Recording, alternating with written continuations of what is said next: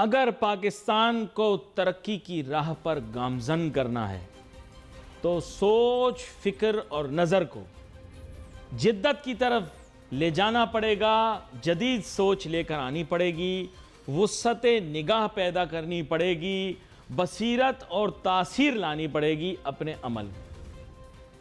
आप लोगों को ये बातें नाज़रीन समझ में नहीं आएंगी, इसीलिए तो पाकिस्तान तरक्की नहीं करता, क्योंकि आप लोगों को ये वाली बातें समझ में नहीं आती। कल मैं आपको बड़े मज़े की बात बताऊं, किसी ने मुझे एक दावत का पैगाम भेजा, दावतनामा भेजा, बोला इस दावत पे ज़रूर आइएगा, इधर बड़ी अच्छी अच्छी तकारीर होंगी, स्पीचेस होंगी टेक्नोलॉजी और क्रिप्टो करेंसी और ब्लॉकचेन के मौजू पर। हाँ, मैंने कहा अच्छा भाई, लेकिन मैंने जब तस्वीरें देखी तो सारे मेरे से माजरत के साथ कहना नहीं चाहिए, लेकिन मैं तो एक नन्ना मुन्ना छोटा सा बच्चा हूँ, वो लोग उम्र में बहुत ज़्यादा थे, मजाक नहीं उड़ाना चाह रहा, लेकिन एक उधेड़ उम्री की जो निशानियाँ होती हैं, बाल सफ़ेद, चेहरे पर ऐसे आसार जिनसे पता लगता है कि भाई बंदा आसार कदीमा से आया है। मुझे तवीलुल उम्र होने से कोई शिकायत नहीं, अल्लाह ताला और लोगों की उम्र में इजाफ़ा करे, ये तो मेरे रब की नेमत, जिसको चाहे दे दे।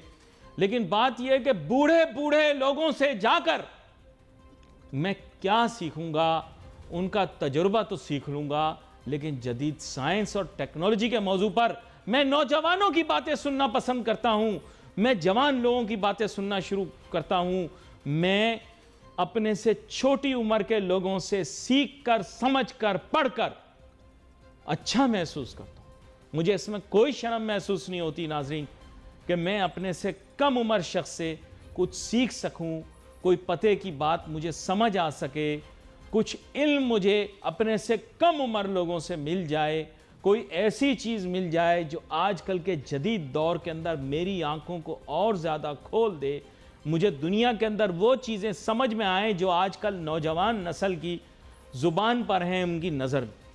आप देखें कितने टीवी एंकर हैं, सब कंटेंट बनाते हैं, ठीक है, लेकिन आपने देखा होगा कि टिकटॉक पर मेरा अकाउंट नहीं है, लेकिन जितना मशहूर मैं टिकटॉक पर हूं, आपका तस्वुर, ये सब इस वजह से है क्योंकि मैं ट्रेंड के साथ साथ चलता हूं, नौजवानों की सोच के साथ साथ चलता हूं।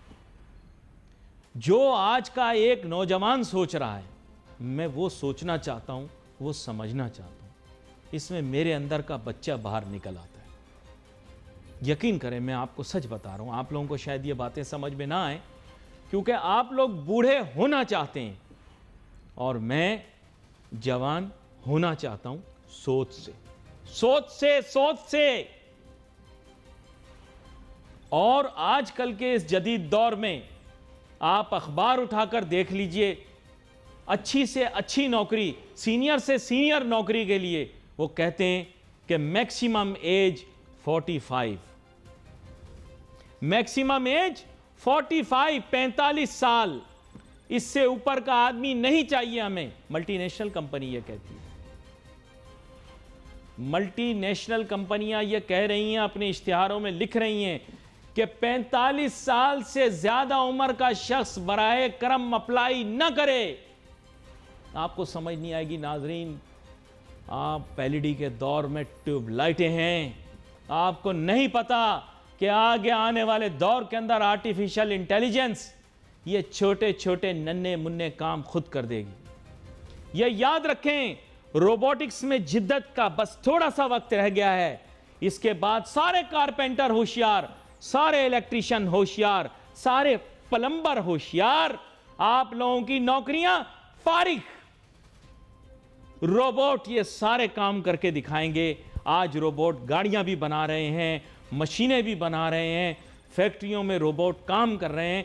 ये उस तरह के रोबोट नहीं है जो आपने फिल्मों में देखे होंगे, ये रोबोट खुदकार रोबोट हैं जिनको प्रोग्राम कर दिया जाता है एक टास्क करने के लिए और ये खुद ब खुद वो करते हैं, इंसान की ज़रूरत ही नहीं।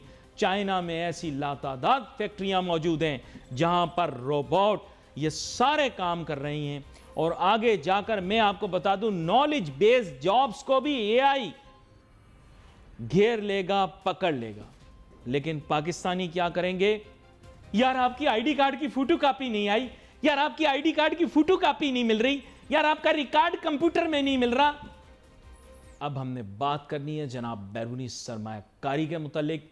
और ब्रेक पे जाने से पहले जैसे मैं आपको बता रहा था कि अब जदीद अदवार के अंदर एक नई सोच और फिक्र के साथ आगे बढ़ना पड़ेगा। अब क्या वो नई सोच और फिक्र आई है पाकिस्तान में? क्या हमारी मईशत को देखने का अंदाज़ हमने बदला है? हमारे साथ बहुत ही अहम मेहमान शामिल गुफ्तगू होंगे। जनाब अकमल चौधरी साहब, जो कि एक माशी तज्ज़ियाकार हैं और प्रोग्राम पर बारहा तशरीफ़ लाते रहते हैं और ज्वाइन करते रहते हैं बज़रिया टेलीफोन लाइन या जूम। वेलकम करता हूँ आपको। जी बहुत शुक्रिया अली भाई। अकमल चौधरी साहब, अब बात कुछ ऐसी है कि मुल्की मईशत के मुतल्लिक, जैसे पिछली दफ़ा भी हम बात कर रहे थे कि एक वक्त ऐसा आ गया था कि एक हर्फ भी अगर मुल्की मईशत के ख़िलाफ़ बोलते या मुल्की मईशत के मुतल्लिक तनकीद करते तो बहुत सख्त किस्म का रिएक्शन आता था। लेकिन अब जो है वो सहाफ़ी जो कि हुकूमत के शदीद तरीन मोहब्बत करने वाले मुहिब हुकूमत सहाफ़ी हैं, वो भी अब इकॉनमी पर बहुत सख्त क्रिटिसिज्म कर रहे हैं और इकोनॉमिक जो इश्यूज़ हैं उनकी मैनेजमेंट और हैंडलिंग के ऊपर बहुत क्रिटिसिज्म कर रहे हैं और ज़ाहिर बात है महंगाई के मामले पर भी बहुत शोर व गुगा कर रहे हैं। तो बात यह है कि मैंने ये देखा है कि पिछली 3 दिहाइयों से हमने अपनी मईशत को देखने का अंदाज़ नहीं बदला। सारी दुनिया ने अपने अंदाज़ बदल लिए, मईशत के अंदाज़ बदल लिए, मईशत के पैमाने बदल लिए, लेकिन पाकिस्तान आज भी उन्हीं पैमानों पर चल रहा है। क्यों? पाकिस्तान आज ये पैमानों पे चल रहा है, उसकी वजह ये है कि लोग भी तो वही पुराने चल रहे हैं ना। असल में नस्ल दर नस्ल जो है ना, हम वो एक चंद जो सियासी खानदान है उनके गुलाम बने हुए हैं और वही जो है ना वो हमारे हुक्मरान हैं। पिछले 70 सालों में आप देख लें, चाहे वो PMLN हो, पीपल्स पार्टी हो या PTI हो, उन सब में जो है ना ये जो जो जो खानदानी तर्ज सियासत है ये खत्म नहीं हो रहा। उसके बाद फिर जो जो सियासी जो कल्चर होता है उसको उसको कॉलेजेस और स्कूल्स के लेवल पे जो है ना ऊपर लाया जाता है। और हमारे यहाँ आप देखें कि कॉलेजेस में या यूनिवर्सिटीज में तलबा तंजीमों के ऊपर मुकम्मल पाबंदी आ जाए, तो उसके बाद आप ये एक्सपेक्ट करें कि आपकी लीडरशिप चेंज होगी, नई सोच आएगी, नया तर्ज हुकूमत आएगा, ये थोड़ा सा मुश्किल हो जाता है। तो उसके लिए तो हमें बिल्कुल जो है ना अपने नौजवानों को इस सियासी जो हमारा सियासी सिस्टम है उसमें आने के लिए रास्ता देना होगा। तो ही हमारा जो है ना ये टोटल निज़ाम बदलेगा। अदरवाइज है ना वो हम इसी गिवन जो निज़ाम चल रहा है उसी के तहत जो है अपनी जिंदगी गुजारते रहेंगे। लेकिन हम ये जो हैगलिंग कर रहे हैं, या अगर अभी भी आज टीवी देखें, कोई भी टेलीविज़न चैनल देखें, तो वो पॉलिटिकल हैगलिंग है, सियासी तौर पे सियासी मौज़ूआत पे गुफ्तगू। लेकिन इंसान की ज़िंदगी में उसकी खुराक सियासत तो नहीं है। उसके लिए तो जो ज़िंदगी की ज़रूरियात हैं उसमें सियासत जो है वो किसी और टियर पे जाकर आती है। आप बुनियादी ज़रूरियात के बारे में बता नहीं रहे, खाकरूब यानी एक स्वीपर से भी आप पूछ रहे हैं तो वो अपना मौजू आपको सियासत बता रहा है। आप मुझे सच बताएं, जब तक आप एज ए नेशन इकोनॉमी को तरजीह नहीं देंगे तो फिर आपकी सोच कैसे बदलेगी?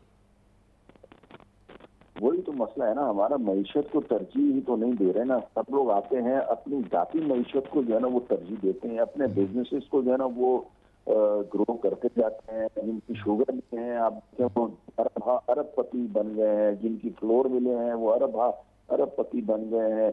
और तो और ये हमारी इंडस्ट्री तक में जो है ना वो कार्टेल्स और माफियाज का जो है ना वो राज है। अच्छा, जब मैं कार्टेल्स और माफियाज का जिक्र करता हूँ ना, तो ये कार्टेल का मतलब तो आपको पता है ना कि जो चंद एक मखसूस हर शोबे में आपको ग्रुप्स मिलेंगे लाइक माइंड, चाहे वो कोई भी इंडस्ट्री आप उठा लें, चाहे एग्रीकल्चर को ले लें, वहां पे अगर आड़तिया होगा तो उन्होंने अपना एक जो है ना वो ग्रुप बनाया हुआ होगा। चीनी है तो चीनी वालों ने अपना अलग ग्रुप बनाया हुआ है, आटे वालों ने अलग ग्रुप बनाया हुआ है। इंडस्ट्री में चले जाए तो कोई किसी ने चैम्बर में जो है ना वो ग्रुपिंग की हुई है, कोई बिल्डर्स की एसोसिएशन बना के बैठा हुआ है, कोई ट्रांसपोर्टर्स की एसोसिएशन बना के बैठा हुआ है। तो ये सारे के सारे जो है ना कार्टेल्स कहलाते हैं।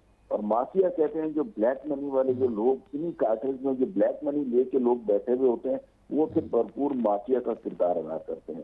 तो तो ये जो कार्टेल्स और माफिया कल्चर हमारे जो है ना वो इकोनॉमी में सराहियत कर चुका है, और हर जगह पे उनकी ही जो है वो दादागिरी है, उन्हीं की जो है वो से चलती है, जो कुछ वो चाहते हैं वही हो सकता है। आप बताएं मुझे, पाकिस्तान में या कराची में कारोबार करना एक आम इंसान का या एक आम बंदे का काम है क्या? मेरे पास अगर कोई थोड़ा बहुत सरमाया है जो मुझे बाहर से आया है, या मतलब किसी ने अपने बेटे ने भिजवा दिया है, या दोस्त ने या भाई ने मुझे भिजवाया है, तो मैं उस पैसे को पाकिस्तान में इन्वेस्ट करूंगा, तो आपको लगता है कि मैं उसमें कामयाब हो जाऊंगा? आपको ही पता है यहाँ पे कितने तो डिपार्टमेंट्स बनाए हुए हैं, कोई प्रोफेशनल टैक्स है, कोई इलेक्ट्रिक इंस्पेक्टर है, कोई सोशल सिक्योरिटी वाले हैं। मतलब वो आदमी जो है ना वो उसी में ही पागल हो जाता है कि भाई मैं ये किस को मुंह में मैं कहाँ पे आके फंस गया हूँ। तो पाकिस्तान में और कराची में कारोबार करना इतना मुश्किल बना दिया गया है कि जब तक आपकी बैकिंग के ऊपर कोई ब्यूरोक्रेटिकल सपोर्ट नहीं होगी, आपके ऊपर कोई सियासी हाथ नहीं होगा, आपकी इवन अगर छोटे बिजनेसमैन है तो आपके इलाके के हेड मोरर से जो है ना वो ताल्लुकात होने चाहिए। अगर आप रेडी लगा रहे हैं ना, रेडी, तो फिर भी आपको जो है ना वो सिपाही जो गश्त करता है उसके साथ आपके ताल्लुकात होने चाहिए। जिस मुल्क का ये हाल हो कि जहाँ पे सिपाही से लेके और जो बड़े बड़े जो मिल ओनर्स तक हैं उनको इन लोगों के साथ जो है ना वो मफाहमत करना पड़ती हो, इनके साथ मिल के काम करना पड़ता हो, तो उस मुल्क में आप समझेंगे कि माशी तरक्की होगी तो, या उसमें कोई फॉरेन डायरेक्ट इन्वेस्टमेंट लेके आएगा। तो आप मेरे भाई जो ख्वाबों की दुनिया में रहते हैं उस दुनिया से निकले। हमारे यहाँ जो है ना वो इन्वेस्टमेंट, ये कल जो है ना वो इकोनॉमिक जो आउटलुक दिया है मिनिस्ट्री ऑफ फाइनेंस ने, मैं उसकी रिपोर्ट मेरे सामने से गुजर रही है, और हमारी जो फॉरेन डायरेक्ट इन्वेस्टमेंट है वो 2024 में जो है वो 1.963 बिलियन थी, जो टोटल हमारी फॉरेन डायरेक्ट इन्वेस्टमेंट थी, और इस मरतबा कम होकर वो 1.806 बिलियन के ऊपर आ चुकी है। तो ये हमारा हाल है, और हम कह रहे हैं कि हमारे इकोनॉमिक इंडिकेटर्स अच्छे हैं। तो भाई जहाँ इकोनॉमिक इंडिकेटर्स अच्छे होते हैं वहां पे तो लोग इन्वेस्टमेंट करने के लिए तरस रहे होते हैं।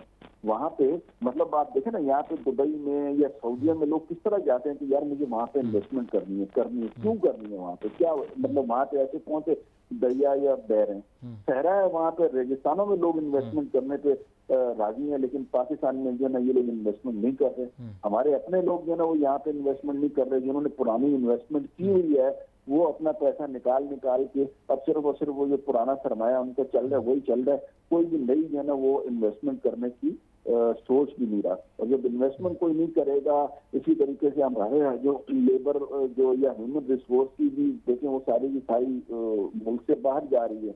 तो फिर आप कहें कि जीडीपी ग्रोथ के ये दो बुनियादी जो ड्राइवर्स होते हैं कि आपकी जो इन्वेस्टमेंट हो रही है, आपकी इंडस्ट्री या आपकी तो उसमें मशीनरी जो है वो कितनी नई आ रही है, या पुरानी मशीनरी कितनी रिप्लेस हो रही है, एग्रीकल्चर में कितनी जो है ना वो लेबर फोर्स यूज हो रही है, कितनी ह्यूमन रिसोर्स में एक्टिविटी आ रही है। तो ये सारे के सारे जो है ना वो ग्रोथ के इंडिकेटर्स हैं जो कि माजरत के साथ जो है ना वो प्लस में नहीं है।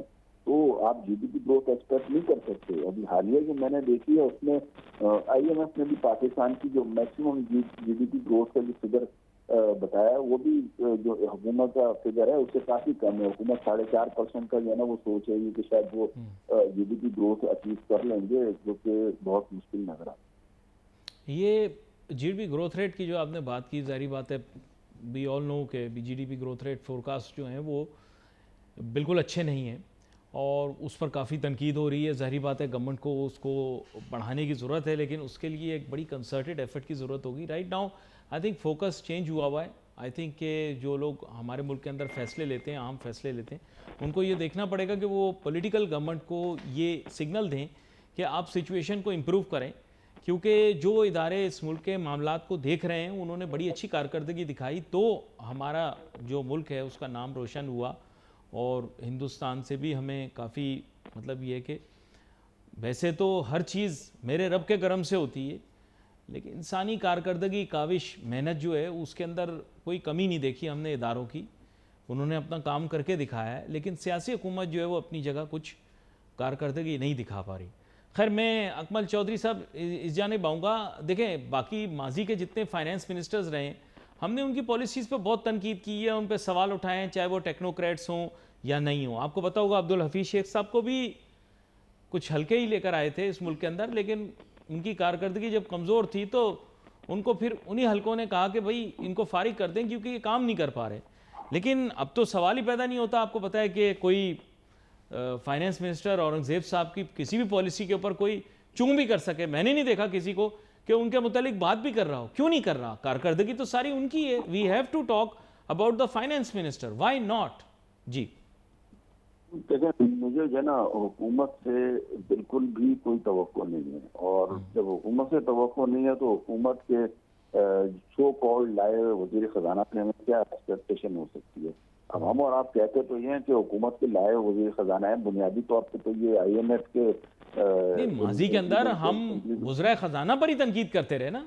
अब्दुल हफीज शेख साहब को भी तो वही लाए थे ना, तो असल में तो फ्रंट पे जो है ना उन पे वो तो हम वजीर तनकीद खजाना होते करते हैं, रहे। लेकिन असद उमर साहब, आपको हुकूमत पता होगा, सो कॉल्ड अपने आप को बड़ा जीनियस कहते थे, मईशत का बेड़ा गर्क कर दिया उस आदमी ने। लेकिन यह कि हमने बोला टीवी पे कि इस आदमी ने, असद उमर ने बेड़ा गर्क किया है, तो बोला कि नहीं बोला? मैं देखें, तो बड़ा खुल के बोला इस मैंने। वक्त इस वक्त मीशत का जो हाल हो गया ना, मेरी जो है ना वो chief of army staff field marshal Asim Munir साहब से यहाँ बड़ी मुअद्दबाना गुजारिश है कि ये जो यहाँ पे जो हमारे मीशत के लोग बैठे हुए हैं ना, माजरत के साथ ये लोग सिर्फ और सिर्फ चीजों को हरा हरा दिखाने की कोशिश कर रहे हैं कि सब बेहतर हो गया है। मैं बड़ा वाज़ेह तौर के ऊपर ये बात करना चाह रहा हूँ कि जो जो इकोनॉमिक इंडिकेटर्स ये शो कर रहे हैं वो आपको आने वाले वक्तों में हमारे लिए जो है ना वो मसाइल का बाइस बनती है। अब यहाँ पे उनकी जो चीफ साहब की जो कोशिशें हैं वो अपनी जगह पे हैं, वो तो मतलब डॉलर का रेट तक जो है ना वो एक्शन लेते हैं तो नीचे आता है। आज 280 रुपए चले, मैं आपसे बात करता हूँ। बड़े अजीब से कॉर्नर में आकर फंस गया हूँ। एक तरफ तमहीद में भी कुछ और बात की, फिर मतन में भी कुछ और गुफ्तगू हुई, और फिर अब ज़ाहिरी बात है अकमल चौधरी साहब ने जो बातें कर दी उसके बाद मुश्किल है ये सवाल पूछना, लेकिन फिर भी पूछ लेता हूँ कि सर फिर अब बैरूनी सरमायाकारी कैसे बढ़ानी है? रिवायती सवाल भी पूछना ज़रूरी है ना, तो मैंने आपसे रिवायती सवाल पूछ लिया कि अब बैरूनी सरमायाकारी में जो है वो अब इजाफे की जो एक तवक्को या उम्मीद की जा रही है, उसके मुतल्लिक मैं चाहूँगा आप अपनी राय दें। लेकिन बैरूनी सरमाया का जैसा मैंने आपको बताया कि हुकूमत के अपने जो आदाद शुमार है उनके मुताबिक जो है वो बैरूनी सरमायाकारी 1.9 बिलियन डॉलर से कम होकर 1.8 बिलियन डॉलर के ऊपर आ चुकी है। तो ये तो वो फैक्ट्स हैं जो हुकूमत खुद एडमिट कर रही है। उसके बाद जो आपके जो जो ज़र मुबादला के ज़खायर जिसका बड़ा जो है ना वो क्लेम करती है हुकूमत कि 19 अरब डॉलर तक पहुंचा दिए, उसमें 5 अरब डॉलर तो आपको पता है सीधे सीधे जो है वो 2-3 मुल्कों से जो है ना वो हमने एज ए डिपॉजिट रखवाए में है, हम उनको खर्च कर ही नहीं सकते। बाकी के 5-6 अरब डॉलर जो है वो सारे का सारा मार्केट से उठाया गया टर्म फाइनेंस के ऊपर और मांगे तांगे का है, वो भी उधार का, मतलब आप समझें वो ऐसा नहीं है कि हुकूमत का जो अपना एसेट है। तो उनके पीछे जो हकीकत है वो ये है कि इन ज़र मुबादला के ज़खायर को हुकूमत अपने कर्जों की रीपेमेंट के लिए इस्तेमाल कर नहीं सकती। तो हमें इस सूरत में सिर्फ चाइना का शुक्रगुजार होना चाहिए, जो खलीजी ममालिक हैं जो हमारी हमेशा मदद करते रहते हैं, उनका शुक्रगुजार होना चाहिए कि वो कर्जे जो है ना अपने रोल ओवर करते जा रहे हैं। अब ये रोल ओवर कब तक करेंगे, किस बुनियाद के ऊपर करेंगे, ये सारी चीजें जो है ना वो बाद में सामने आएंगी। अभी तो हम सिर्फ इतना हमारे लिए काफी है कि चलो हमें जो फौरी हमारे ऊपर तकरीबन 20-22 अरब डॉलर के जो सालाना हमने कर्जे रीपे करने हैं वो उसको रोल ओवर कर रहे हैं कि चलो यानी टाइम देते जा रहे हैं। तो इन अदर वर्ड में आपसे ये कहूँ कि चीजों को जो है ना बेसिकली अंडर दी कारपेट डाला जा रहा है कि ये वक्ती तौर के ऊपर जो है ना अपना टाइम पास करो और हुकूमत जो है ना वो किसी तरह आप अपना टेन्योर पूरा करें। आगे वाली हुकूमत देखेगी, जब उसको पे करने का टाइम आएगा तो वो जानेंगे। हमें जो है ना बस अपना माल कमाने दो, चाहे वो चीनी हो चाहे वो आटा हो, जो भी जहाँ पे भी मिले। अभी खुद जो है ना वो माना जा रहा है कि 300 अरब रुपए का जो है ना वो तकरीबन टीका लगाया गया ये चीनी की इम्पोर्ट और एक्सपोर्ट में, और उसमें भी जो है ना ये कहा जा रहा है कि शायद वो इम्पोर्ट या एक्सपोर्ट हुई नहीं है, वो सिर्फ कागजों की हद तक अफगानिस्तान नहीं है और उसके बाद वापस जो है ना वो पाकिस्तान में ही आ रही है। और अब इन्होंने जब एक्सपोर्ट की उसमें भी इन्होंने कमाया, अब इम्पोर्ट जब की है तो उसमें भी ये कमा रहे हैं। इस तरीके से तो हमारे मुल्क में जो है वो काम चल रहा है। फिर आप कैसे जो है एक्सपेक्ट कर सकते हैं कि हमारे यहाँ पे फॉरेन डायरेक्ट इन्वेस्टमेंट आएगी। पॉलिसीज की अगर मैं बात करूँ तो हुकूमत की लॉन्ग रन क्या पॉलिसीज होंगी उसके बारे में किसी को कुछ पता नहीं है। हमारी जो मॉनेटरी पॉलिसी है आगे जाने से 1-1.5 साल का होगी, हमारी जो फिस्कल पॉलिसी है, टैक्सेशन को अपने कहाँ तक पहुंचाना है, 50% तक को आपने टैक्स लगा दिया। बिजली आप देखें वो आपके पास जो है ना वो सबसे ज्यादा खतरे में बिजली आप का बिजली दे रहे बिजली हैं। बिजली पेट्रोल बहुत जो है ना नुकसानदेह, मैं आपको बताऊं।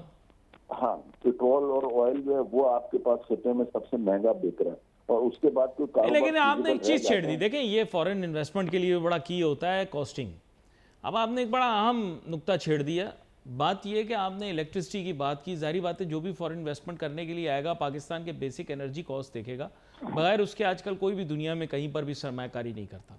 पाकिस्तान का एक तो इलेक्ट्रिसिटी टैरिफ बहुत ज़्यादा है, दूसरा ये है कि ये इलेक्ट्रिसिटी टैरिफ जो है ये खुद कह रहे हैं कि जी हम सोलराइजेशन की पॉलिसी जो है, कभी कह रहे हैं हम अपोज करते हैं, कभी कहते हैं हम प्रपोज करते हैं। मैं थोड़ा सा कंफ्यूज हूँ।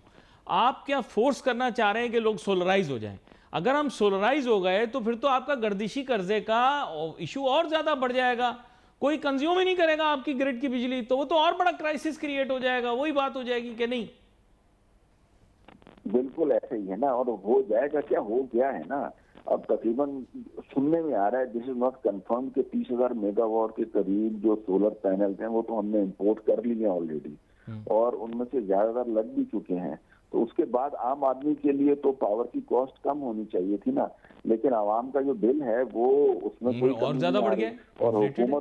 हुकूमत को अलग खसारा हो रहा है कि पहले जो है वो बिजली के बिलों के ऊपर जो सेल्स टैक्स ले लेते थे, जो एडिशनल और एक्स्ट्रा सेल्स टैक्स की मद में पता तो नहीं कितने पॉलिसी क्यों परसेंट नहीं की जो है बनाते? वो ये सोच के पॉलिसी क्यों नहीं चीजें बनाते? ले रहे थे। कुछ सोच के नहीं, पॉलिसी ये क्यों नहीं सारे बनाते? पॉलिसी अगर सोच के बनाते रहे, और देखो ना, पॉलिसी बनाना एक अलग बात है, लेकिन सोचना एक अलग बात है, पॉलिसी बनाना बिल्कुल उसके बाद का मकाम आता है। हमारे यहाँ पे तो सोचते ही कुछ नहीं है ना। हमारे यहाँ पे तो मैंने आपको बताया कि एडहॉकिज्म चल रहा है, टेस्ट बेसिस के ऊपर वक्ती तौर पे चीजें नहीं, चलाओ प्लानिंग और कमीशन कहाँ अंदर की है सर? कारपेट देखिए, करते मेरा जाओ। बुनियादी सवाल आपसे ये, प्लानिंग कमीशन कहाँ है? वेयर भाई इज द वहाँ के प्लानिंग सारे कमीशन? अफसरान अपनी अपनी तनख्वाहें ले रहे हैं और फुल जो है प्रोटोकॉल में घूम रहे हैं। उनको सोचने का टाइम थोड़ी है यार, वो छुट्टियां उठियां गुजार के आएंगे बच्चों के साथ स्विट्जरलैंड से, अमेरिका से, उसके बाद आके सोचेंगे कि पावर वावर जो है ना वो कैसे कम होगी। अगर हमने सोलर लगा दिए तो हमारे ये जो कैपेसिटी पेमेंट्स है ये आके कौन पेमेंट करेगा, इनकी जो हमारी बिजली चोरी है ये किसने आके रोकनी है, जो हमारे लैंड लॉसेज है ये किसने कम करने हैं। तो और बिजनेसमैन क्या करेगा? ये तो आप सिर्फ एक पावर सेक्टर की बात कर रहे हैं। मैं उसके बाद अलग हमारे यहाँ लेबर कॉस्ट इतनी महंगी है, फिर ease of doing business component है। जैसा कि मैंने आपको बताया कि 6-6 तो लोग आ जाते हैं दिन में अपना भत्ता लेने के लिए, और सरकारी भत्ता जिसे मैं कहूँगा, मतलब जिसका न सर है ना पैर है, वो आ जाते हैं जो है ना वो सहूलत कुछ टके की इन्होंने नहीं देनी। कोरंगी के रोड आप जाके देखें, साइड के रोड आप जाके देखें, तो आपको ऐसा लगेगा आप जो है ना किसी खंडरात में मोहिंजे दड़ों में आ गए हो। चलें, ये पॉइंट लेकिन आपने कहा, इसका मतलब infrastructure upgrade is necessary for foreign direct investment. तो फॉरेन, देखें, बिल्कुल ये तो कारोबारी, देखें, कारोबार कहता है जितना गुड़ उतना मीठा। तो आप बुनियादी तौर पे गुड़ कुछ लगाओगे ना। आप इंफ्रास्ट्रक्चर ऐसे ही रख के फॉरेन डायरेक्ट इन्वेस्टमेंट कैसे आएगी? मुझे सवाल का जवाब चाहिए। आप इंफ्रास्ट्रक्चर इंप्रूव करें, लोग आएंगे, इन्वेस्टमेंट करेंगे। बिल्कुल ऐसा ही है। फॉरेन डायरेक्ट इन्वेस्टमेंट की जो बुनियादी चीजें हैं वो अगर आप लोग पूरी नहीं कर सकते तो फिर उस वक्त तक फॉरेन डायरेक्ट इन्वेस्टमेंट हमारे यहाँ नहीं बढ़ सकती। अलबत्ता इवन याद है कि हमारे पास तो पोर्टफोलियो इन्वेस्टमेंट में भी कमी हुई है, ठीक है ना। वो नहीं तो शिटाक मतलब एक्सचेंज तो बहुत ऊपर गया है। शिटाक एक्सचेंज नहीं, स्टॉक एक्सचेंज ऊपर इसीलिए गया ना कि ज्यादातर यहाँ के जो फॉरेन इन्वेस्टर थे उन्होंने अपना माल बेच दिया है, और उसमें चंद एक कंपनी प्रॉफिट भी कमा रही है। ऐसा नहीं है कि बिल्कुल ही स्टॉक मार्केट जो है ना वो परफॉर्म नहीं कर रही। स्टॉक मार्केट की बात करूँ, उसमें फर्टिलाइजर सेक्टर की बात करूँ, उसमें एक फर्टिलाइजर कंपनी है, उसने 25 अरब रुपए कमाए हैं 3 महीने में, ठीक है ना। ये एक फर्टिलाइजर कंपनी की बात कर रहा हूँ मैं। इस तरीके से सीमेंट सेक्टर की अच्छी ग्रोथ है, सीमेंट में भी जो वो अच्छा लोग कमा रहे हैं। बैंकिंग सेक्टर की अच्छी ग्रोथ है, फार्मास्यूटिकल में जो है ना वो कंपनीज अच्छा कमा रही हैं। तो जो चंद लोग जो है ना, ये चंद सेक्टर जो कमा रहे हैं वो तो फिर ऐसे अंधा कमा रहे हैं ना उसमें। मतलब हमारे यहाँ के आपको पता है फार्मास्यूटिकल और दवाइयों के हवाले से कोई इतनी चेक एंड बैलेंसेस नहीं है। नहीं, लेकिन तो नहीं, वो नहीं, पता नहीं पुराने आपने पुराने थोड़ा, फार्मूलों की दवाइयाँ नहीं, इतनी नहीं, अब महंगी महंगी बेच रहे हैं। आपने लेकिन एक मुख्तलिफ एंगल एड्रेस कर दिया ना। देखें, इसका मतलब ये है कि हाई प्रॉफिट इंडस्ट्री में तो फॉरेन इन्वेस्टमेंट होनी चाहिए, लेकिन आपने देखा होगा इन द पास्ट डेकेड पूरी डेकेड की बात कर रहा हूँ, एक हुकूमत की बात नहीं कर रहा। हुकूमतें तो मुल्क में आती जाती रहती हैं, कुछ पता नहीं होता कब कौन चला जाए। सर मुझे पता है पिछले जब थे तो लोग कहते थे वो कभी नहीं जाएगा, आपको याद होगा, मुझे याद नहीं, मैं वैसे आपके साथ प्रोग्राम काफ़ी अरसे से कर रहा हूँ, लेकिन आप जानते होंगे आज से कुछ 3 साल पहले लोग कहते थे जी नून लीग की सियासत ख़त्म हो गई और अब तो ये लोग कभी सियासत नहीं कर पाएंगे, इनका कभी कोई वज़ीर आज़म नहीं आएगा। लोग पीपी और जरदारी साहब के बारे में भी यही बात करते थे, लेकिन बदलता है रंग आसमां कैसे कैसे, लोग तो आते जाते रहेंगे सर। लेकिन पिछले एक डेकेड के अंदर अगर हम देखें तो हाई प्रॉफिट बिजनेसेस से भी फॉरेन इन्वेस्टर नहीं है, फॉरेन डायरेक्ट इन्वेस्टमेंट नहीं है। ये जितने सेक्टर आपने गिनवाए इसमें भी चले गए हैं। देखिए, मैं आपसे यही अर्ज कर रहा हूँ ना कि फॉरेन डायरेक्ट इन्वेस्टमेंट तो नहीं है, लेकिन लोकल इन्वेस्टर तो आ रहे हैं ना उसमें, और वो भी चंद एक मखसूस सेक्टर्स में, ये 4-5 मैंने आपको गिनवाए हैं। इसके अलावा जो दीगर जो सेक्टर्स हैं उनमें अभी भी कोई ग्रोथ नहीं है। और अगेन मैं ये कहूँगा, मैं कोई खुदा ना खास्ता कोई मायूस नहीं हूँ, हमारे पास रिसोर्सेज बेतहाशा है, अल्लाह ताला ने हमें इतनी अपॉर्चुनिटीज दी हैं, और खास तौर पे हमारे जो चीफ ऑफ आर्मी स्टाफ जिस तरीके से दिन और रात काम कर रहे हैं, अमेरिका के दौरा उन्होंने किया, वहां पे उन्होंने माइंस एंड मिनरल्स के हवाले से, क्रिप्टो के हवाले से कितनी एडवांस, देखिए उन्होंने मुल्क का दिफा जो है ना वो अच्छे से करके दिखाया। जो गए हैं तो चाइना से भी उन्होंने कर्जों के हवाले से उन्होंने बड़ी जो है वो पेशरफ्त उनकी हुई है, सीपैक के ऊपर अच्छी पेशरफ्त हुई है। तो ये उनका ये बड़ा अहम नुक्ता आपने बयान किया है, बड़ा अहम नुक्ता आपने बयान किया है, चाइना को, और बड़ी अच्छी आपने हौसला अफजाई की है। लेकिन बेसिकली क्या है कि पूरे अपरेटस को काम करना है, और पूरे अपरेटस को काम इस तरह से करना है कि इसमें कोई शक नहीं कि पाकिस्तान की डिफेंस फोर्सेस ने अपनी जिम्मेदारी से ज़्यादा करके बताया। लेकिन जो प्रिविलेजेस हैं वो इस वक्त सियासतदानों के पास हैं, वो सियासतदान डिलीवर करें, इकोनॉमी को इम्प्रूव करें, ये हम चाहते हैं। यहाँ पर हमारी ख्वाहिश भी यही है कि मुल्क में फॉरेन इन्वेस्टमेंट आए, लेकिन उसके लिए इंफ्रास्ट्रक्चर अपग्रेड करना पड़ेगा। We wait for messages on Facebook. Ali Nasir, हमारी टीम को इजाज़त दीजिए। अल्लाह हाफिज़।